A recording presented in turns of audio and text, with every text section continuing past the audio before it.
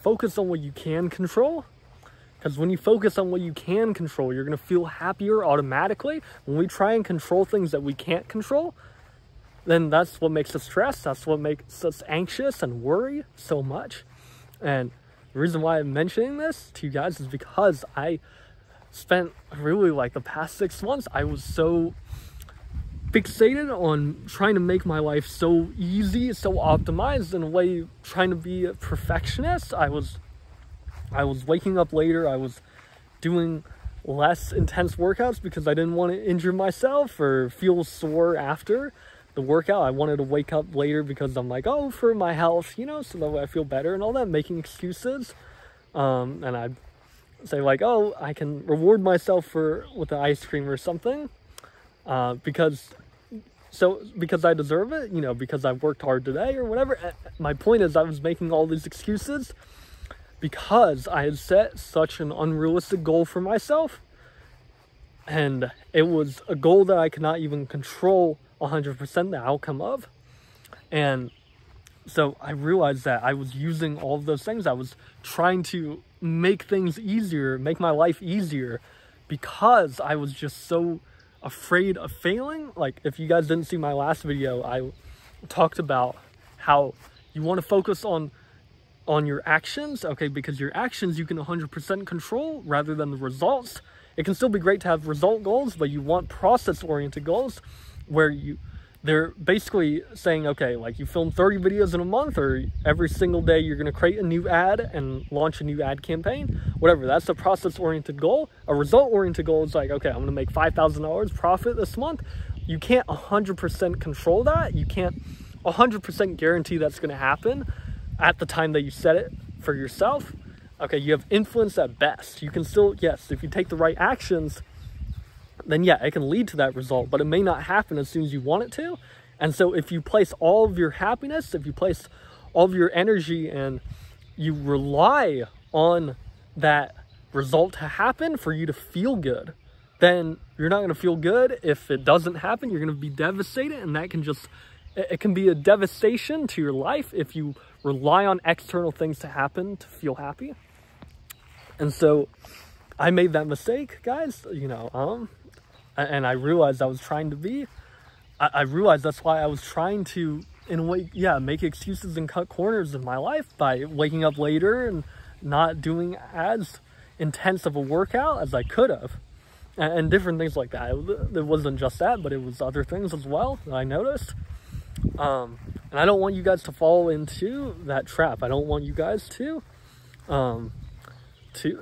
set unrealistic goals and then just hope that they work, because hoping or blind optimism is not a strategy for success or for achieving goals. You don't want to just say, oh, because what I would do is I would visualize, I would do affirmations, I would do all these different things to show myself why I would achieve this goal.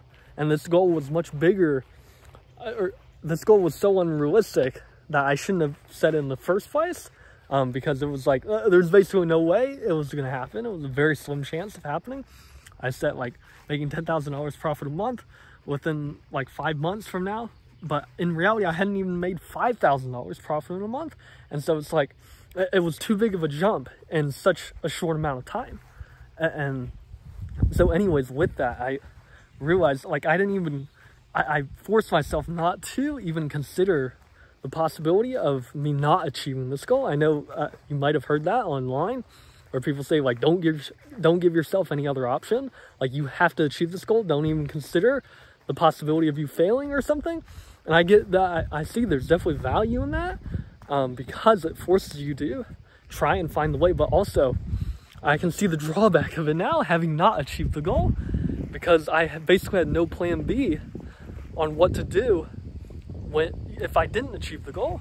And so I understand now it's important to be realistic, okay? Not just to have blind faith and optimism, because while optimism's good, if you have blind optimism where you're ignoring the reality, you're ignoring the fact that, hey, I haven't even made like half this amount yet, and yet I'm trying to make this in such a short amount of time. I need to set a more realistic goal for myself. And again, the biggest thing was I was relying on that goal happening. And I said, you know, like, we'd be living our dream life. And I had all these big expectations. And when they weren't realized, I was devastated. I was very disappointed. And I felt so stressed. I felt like I was doing, you know, I felt like what I was doing was wrong, that I failed, and that everything, like, nothing was working, you know? And so you don't want to devastate yourself, guys. That's why I say set realistic goals. It's good to set realistic goals, just in general, because if, you know, you shouldn't be in a position where you're not achieving your goals, because when you achieve your goals consistently, it gives you confidence, it gives you momentum.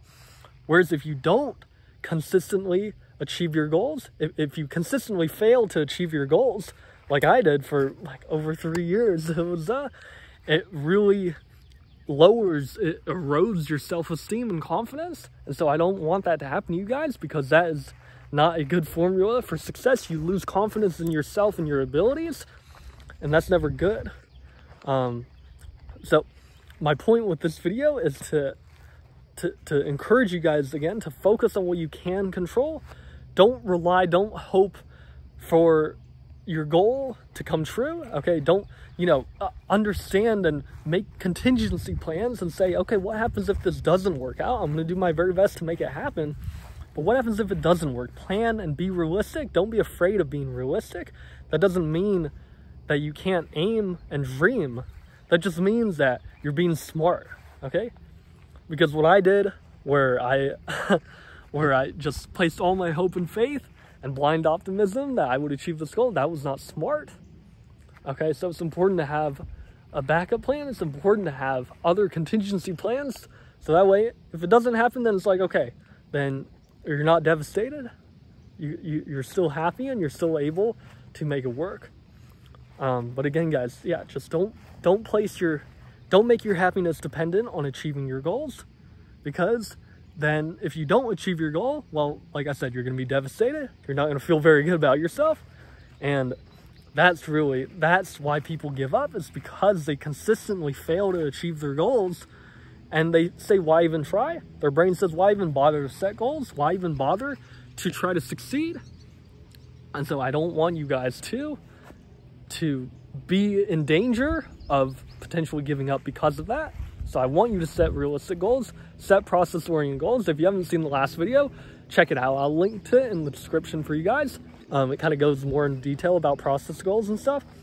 And also, you can use a simple formula that I learned from Steph and James from Project Life Mastery. Great guy, great video, and there's two things for setting a goal. For process-oriented goal, or really a result or any goal, is to have belief and desire. You need both, and you want both of them to be at least a 7 out of 10. So for example, if you set a goal, you want to have the belief be stronger, you know, be at least a 7, 8, 9, or 10. And same with desire. You want to desire and really want to achieve this goal, and you want it to be on a scale of 1 to 10. You know, it needs to be a 7, 8, 9, or 10. And just by doing that, it also makes you excited to achieve that goal. And most importantly, that you truly believe that you can achieve it. And you know, and like I said before, I was blinded by just hoping that I would achieve it. So just sit down and say, okay, no BS assessment. Do I truly believe I can achieve this goal?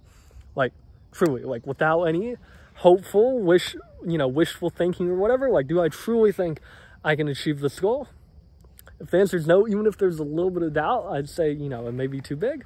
Like, especially like if you're trying to achieve making $10,000 profit in a month and you haven't even made $1,000 in a month, then that's obviously too big of a goal. So don't set that. But I hope this video helps, guys. You know, focus on what you can control, because that's going to make your life so much better. You're going to appreciate and enjoy your life so much more when you focus on the things you can control. Because again, like I said at the start of this video, when we focus on things we can control, we feel better, because again, we feel happier, we feel good when we feel like we're in control of our life.